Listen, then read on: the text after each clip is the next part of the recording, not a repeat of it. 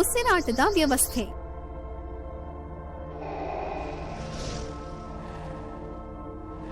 ಉದ್ದೇಶ: ಉಸಿರಾಟದ ಪ್ರಕ್ರಿಯೆಯನ್ನು ಅರ್ಥ ಮಾಡಿಕೊಳ್ಳುವುದು. ಮಾನವರಲ್ಲಿ ಉಸಿರಾಟಕ್ಕೆ ಕಾರಣವಾಗಿರುವ ಮುಖ್ಯ ಅಂಗಗಳು ಎದೆಗೂಡಿನ ಪೊಟರೆಯಲ್ಲಿವೆ. ಎದೆಗೂಡಿನ ಕ್ಷೇತ್ರದಲ್ಲಿ ಪಕ್ಕೆಗೂಡು, ವಪೆ ಎಂದು ಕರೆಯಲ್ಪಡುವ ಗುಮ್ಮಟಾಕಾರದ ನಾರಿನಂತಹ ಜೀವಕೋಶ ಕಂಡುಬರುತ್ತದೆ. ಪಕ್ಕೆಗೂಡಿನಲ್ಲಿ ಫ್ಲೂರಲ್ ಪೊರೆಗಳಿವೆ. ಇವು ಶ್ವಾಸಕೋಶಗಳನ್ನು ಸುತ್ತುವರೆದಿರುತ್ತವೆ. ಬಲ ಶ್ವಾಸಕೋಶವು 3 ಹಾಲೆಗಳಾಗಿ ವಿಭಾಗವಾಗಿವೆ: ಬಲ ಮೇಲುಗಡೆಯ, ಬಲ ಮಧ್ಯದ, ಬಲ ತೆಳಗಿನ ಹಾಲೆ. ಎಡ ಶ್ವಾಸಕೋಶ ಸಣ್ಣದು ಮತ್ತು 2 ಹಾಲೆಗಳನ್ನು ಹೊಂದಿದೆ: ಎಡ ಮೇಲುಗಡೆಯ ಮತ್ತು ಎಡ ತಳಗಿನ ಹಾಲೆ. 2 ಶ್ವಾಸಕೋಶಗಳು ಹೊರಗಿನಿಂದ ಸಣ್ಣ ಕೊಳವೆಯಂತಹ ಶ್ವಾಸನಾಳಿಕೆಗಳ ಜೊತೆ ಸಂಬಂಧ ಹೊಂದಿದ್ದು, ನಾಳಿಕೆಗಳು ಒಂದಾಗಿ ಶ್ವಾಸನಾಳದೊಳಗೆ ಹೋಗುತ್ತವೆ. ಶ್ವಾಸನಾಳದಲ್ಲಿ ಅಸಂಪೂರ್ಣ ಸಿ ಆಕಾರದ ಮೃದು ಎಲುಬುಗಳ ರಿಂಗುಗಳಿದ್ದು, ಶ್ವಾಸನಾಳದ ಗೋಡೆಗಳು ಕುಸಿಯದಂತೆ ತಡೆಯುತ್ತವೆ. ಶ್ವಾಸನಾಳಗಳು ಗಂಟಲಿನ ಕುಳಿಯೊಳಕ್ಕೆ ಕರೆದೊಯ್ಯುತ್ತದೆ. ಇದು ಮೂಗಿನ ಹೊಳ್ಳೆಗಳಿಗೆ ಸಂಪರ್ಕಿಸಲ್ಪಟ್ಟಿದೆ.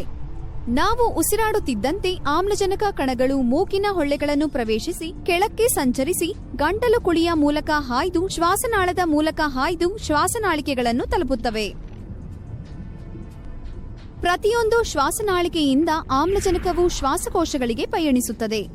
ಇಲ್ಲಿ ಶ್ವಾಸನಾಳಿಕೆಗಳು ಪುನಃ ಕವಲೊಡೆದು ಸೂಕ್ಷ್ಮ ಕವಲುಗಳಾಗುತ್ತವೆ. ಆಮ್ಲಜನಕ ಈ ಕವಲುಗಳ ಮೂಲಕ ಸಂಚರಿಸಿ ಕಿರುಗುಳಿಗಳನ್ನು ತಲುಪುತ್ತದೆ. ಒಂದೊಂದು ಕುಳಿಯು ಲೋಮಧಮನಿಗಳ ಜಾಲದಿಂದ ಆವರಿಸಲ್ಪಟ್ಟಿದೆ. ಕಿರುಗುಳಿಗಳ ಒಂದು ಖಂಡವನ್ನು ನೋಡಿದರೆ ಅದರಲ್ಲಿ ಸಣ್ಣ ರಂಧ್ರಗಳಿರುವ ಅಸಂಖ್ಯ ಕಿರುಗುಳಿ ಕೋಶಗಳು ಕಂಡುಬರುತ್ತದೆ. ರಕ್ತವನ್ನು ಹೊಂದಿರುವ ಆರ್ಬಿಸಿಗಳು ಲೋಮಧಮನಿಗಳ ಮೂಲಕ ಹರಿಯುತ್ತಿರುವುದು ಕಂಡುಬರುತ್ತದೆ. ಕಿರುಗುಳಿಗಳಿಂದ ಆಮ್ಲಜನಕದ ಕಣಗಳು ಲೋಮಧಮನಿಗಳಿಗೆ ಪ್ರಸಾರವಾಗುತ್ತದೆ. ಅಲ್ಲಿ ಅವು ನೀಲಿಯುಕ್ತ ನೇರಳೆ ಬಣ್ಣದ ಆರ್ಬಿಸಿಗಳಿಂದ ಹೀರಿಕೊಳ್ಳಲ್ಪಡುತ್ತದೆ. ಇದರಿಂದ ಆರ್ಬಿಸಿಗಳ ಆಮ್ಲಜನಕೀಕರಣವಾಗುತ್ತದೆ. ಅವುಗಳ ಬಣ್ಣ ನೀಲಿಯುಕ್ತ ನೇರಳೆಯಂತೆ ಕೆಂಪಾಗುತ್ತದೆ. ಕಿರುಗುಳಿಗಳಿಗೆ ಚಲಿಸುವ ರಕ್ತದಲ್ಲಿ ಆರ್ಬಿಸಿಗಳು ಮತ್ತು ಇಂಗಾಲಾಮ್ಲ ಕಣಗಳು ಇರುತ್ತವೆ. ಈ ಕಣಗಳನ್ನು ಕಿರುಗುಳಿಗಳಿಗೆ ಬಿಡುಗಡೆ ಮಾಡಲಾಗುತ್ತದೆ.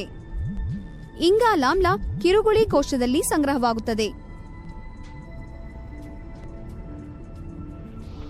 ನಂತರ ಅದು ಕಿರುಗುಳಿಗಳಿಂದ ಸೂಕ್ಷ್ಮ ಕವಲುಗಳ ಮೂಲಕ ಸಂಚರಿಸಿ ಶ್ವಾಸನಾಳಿಕೆಗಳನ್ನು ತಲುಪುತ್ತದೆ.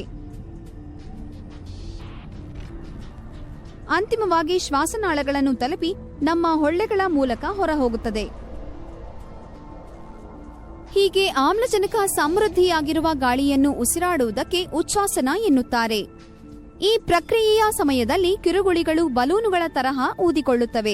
ಇದರಿಂದ ಶ್ವಾಸಕೋಶಗಳು ವಿಶಾಲವಾಗಿ ಸ್ನಾಯುವಿನ ವಪ್ಪೆ ಕೆಳಕ್ಕೆ ಹೋಗುತ್ತದೆ. ನಿಶ್ವಾಸದ ಸಂದರ್ಭದಲ್ಲಿ ವಪ್ಪೆ ಮೇಲೆ ಹೋಗುತ್ತದೆ. ಶ್ವಾಸಕೋಶಗಳು ಸಂಕೋಚಗೊಳ್ಳುತ್ತವೆ. ಇದರಿಂದ ಕಿರುಗುಳಿಗಳು ಮುದುಡಿಕೊಳ್ಳುತ್ತವೆ. ಗಾಳಿ ಹೊರಹೋಗುತ್ತದೆ. ಹೊರಹೋಗುವ ಗಾಳಿಯಲ್ಲಿ ಇಂಗಾಲಾಮ್ಲ ಸಮೃದ್ಧಿಯಾಗಿರುತ್ತದೆ. ಈ ಉಚ್ಛ್ವಾಸ ಮತ್ತು ನಿಶ್ವಾಸದ ಪ್ರಕ್ರಿಯೆಗೆ ಉಸಿರಾಟ ಎನ್ನುತ್ತೇವೆ. ಇದು 1 ನಿಮಿಷಕ್ಕೆ ಸುಮಾರು 20 ಬಾರಿ ನಡೆಯುತ್ತದೆ.